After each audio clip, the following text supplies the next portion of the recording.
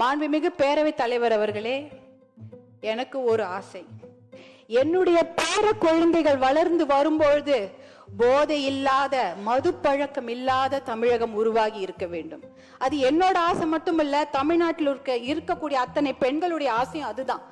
போதை பழக்கமும் மது பழக்கமும் நம் இளைஞர்களை சீரழித்து கொண்டிருக்கிறது. நம்ம குழந்தைங்க வளரும் போது எப்படி வருவாங்களோ, ஒழுக்கமாக இருப்பார்களா என்பதே இன்று சந்தேகத்திற்குரிய ஒரு நிலைமையில தான் நம்மளுடைய தமிழகம் தள்ளாடி கொண்டிருக்கிறது. இது என்னுடைய ஆசை மட்டுமில்ல, எல்லாருடைய தாய்மார்களுடைய ஆசையும் அதுதான். அதற்கு முதற்கட்டமாக நேற்று நம்முடைய மாண்புமிகு முதலமைச்சர் அவர்கள் 717 மதுக்கடைகளை மூடப்படுவதாக அறிவித்திருக்கிறார். அதை நாங்கள் மனமார்ந்து பாராட்டுகிறோம், வரவேற்கிறோம், அதற்கு நன்றிகளை தெரிவித்துக் கொள்கின்றோம். ஏன்னா நான் இந்த நேரத்தில் என் மீது அன்பு வைத்து, பாசம் வைத்து என்னை இந்த சட்டப்பேரவைக்கு தேர்ந்தெடுத்த தர்மபுரி தொகுதி மக்களுக்கு என்னுடைய கோடானு கோடி நன்றிகளை இந்த நேரத்தில் தெரிவித்துக் கொள்கின்றேன்.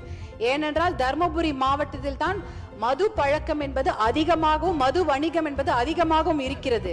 பர் கேபிட்டா கன்சம்ஷன் என்பது தர்மபுரி மாவட்டத்தில் அதிகமாக உள்ளது. Per capita consumption of alcohol, அதாவது மது பழக்கம், தனி மனிதருடைய மது பழக்கம் அதிகமாக இருக்கும் மாவட்டம் எது என்றால் அது தர்மபுரி மாவட்டம்.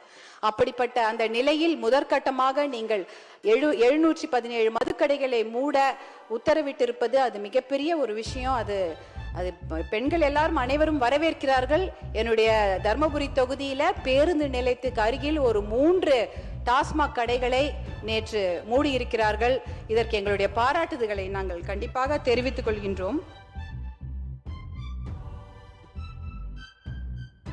அதே போல